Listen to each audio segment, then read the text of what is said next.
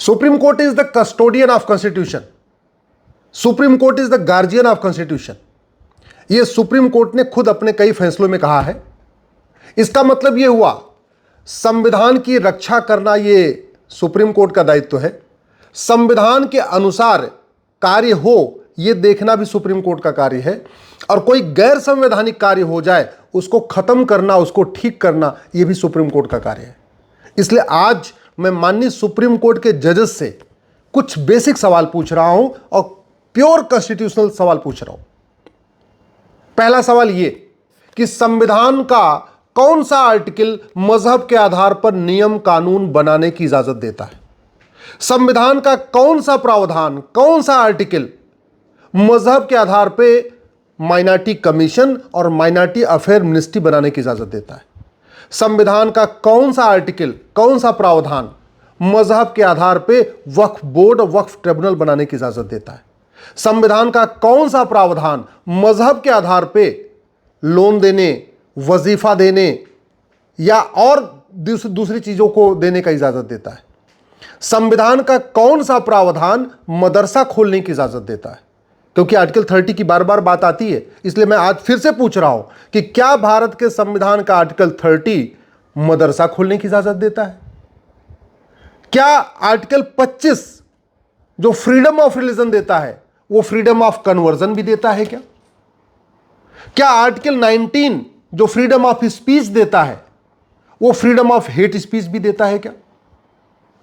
Article 26 जो लोगों को अपना रिलीजियस प्लेस बनाने की छूट देता है, क्या वो हिंदुओं को देता है कि नहीं? यह सवाल मैं इसलिए पूछ रहा हूं क्योंकि 4 लाख मठ मंदिर सरकार के कंट्रोल में है, एक भी मजार, दरगाह, मस्जिद, चर्च सरकार के कंट्रोल में नहीं है, जबकि आर्टिकल 26 कहता है सबको अपने अपने रिलीजियस प्लेस बनाने की छूट है।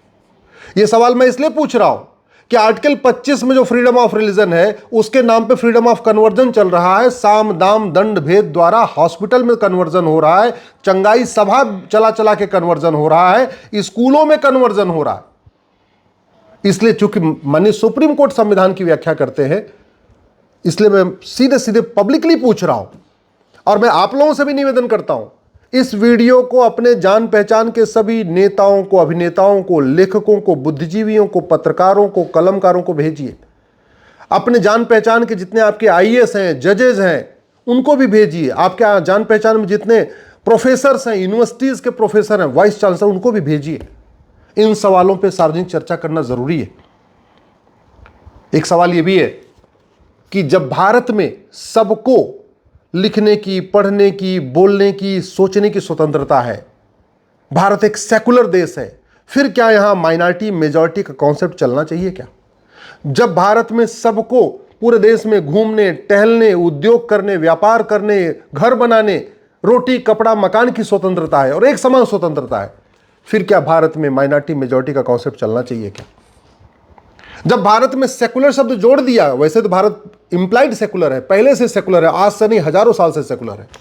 भारत में तो कहा ही गया है एकम सत्य, मतलब सत्य एक है, उसको जानने के अलग अलग तरीके हैं।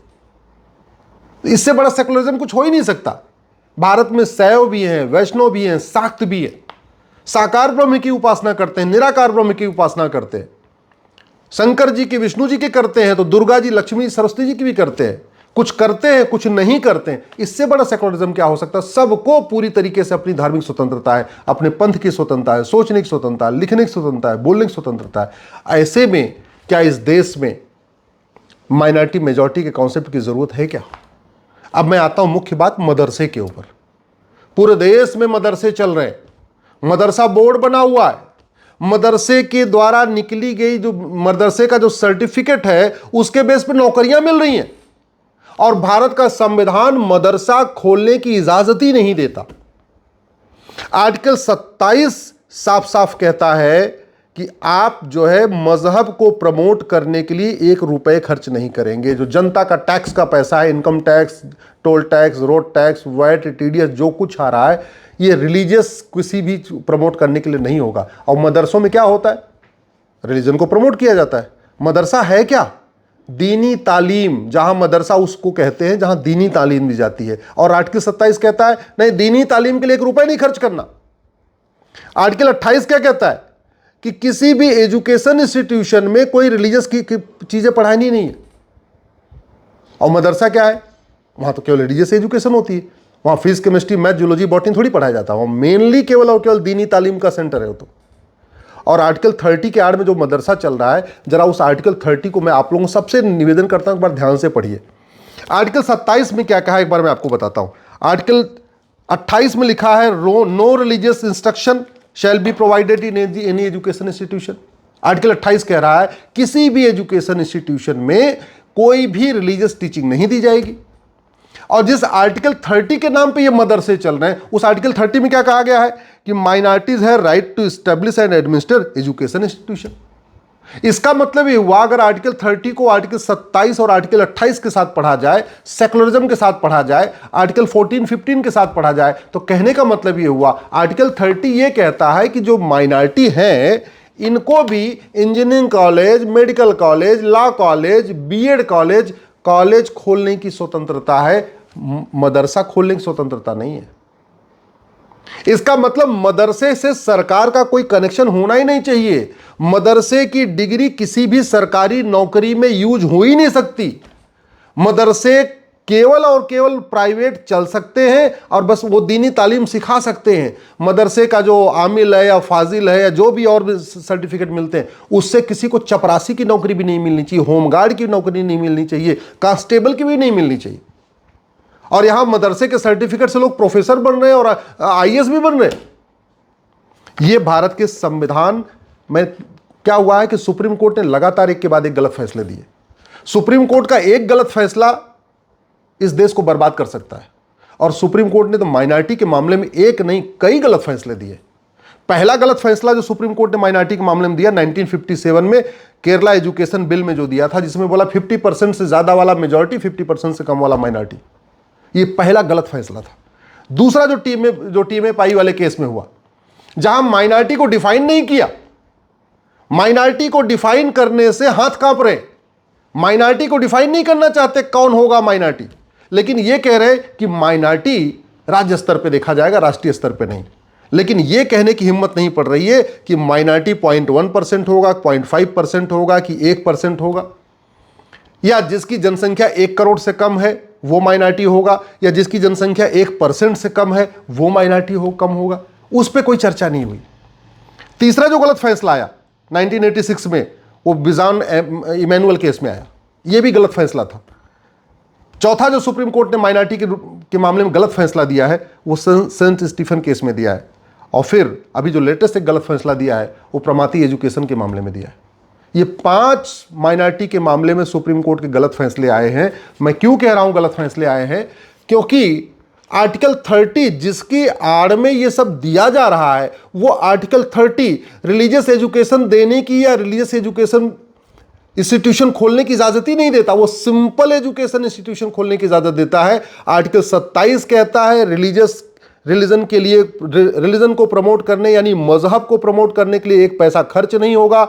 आर्टिकल 28 कहता है किसी एजुकेशन इंस्टीट्यूशन में कोई भी मजहबी टीचिंग होगी नहीं। और उसी के आगे आर्टिकल 30 में कहा गया कि माइनॉरिटीज को भी अपना एजुकेशन इंस्टीट्यूशन खोलने का अधिकार है, लेकिन एजुकेशन इंस्टीट्यूशन का मतलब मदरसा नहीं होता, वो तो दीनी तालीम का सेंटर है। एजुकेशन इंस्टीट्यूशन का मतलब engineering college, medical college, law college, intermediate college, high school का कॉलेज, वो कॉलेज, वो इंस्टीट्यूशन जहां सेकुलर शिक्षा दी जाती है उसको एजुकेशन इंस्टीट्यूशन कहते हैं।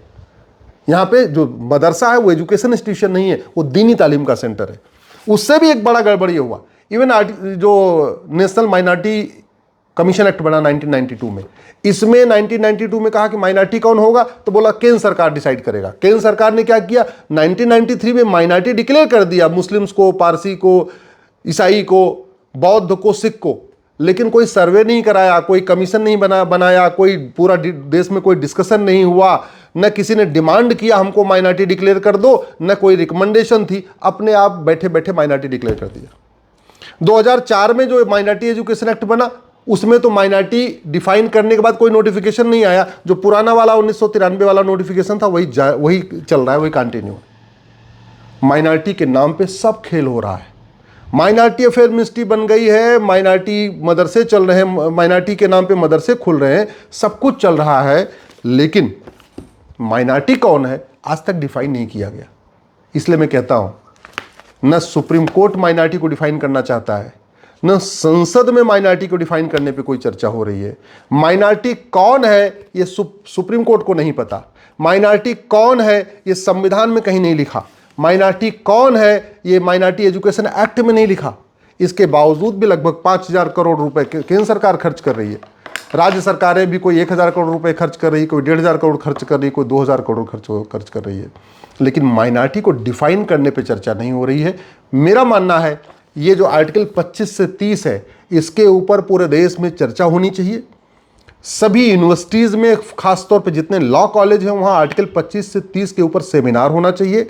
आखिर आर्टिकल 25 से 30 आया क्यों, सेकुलरिज्म का मतलब क्या है, क्या जहाँ सेकुलरिज्म होता है वहाँ माइनॉरिटी मेजॉरिटी का कॉन्सेप्ट चलता है, भारत में क्या रिलीजियस माइनॉरिटी की ज़रूरत है क्या, या केवल लिंग्विस्टिक माइनॉरिटी होना चाहिए, इसकी बहुत गंभीरता के साथ चर्चा ज़रूरी है।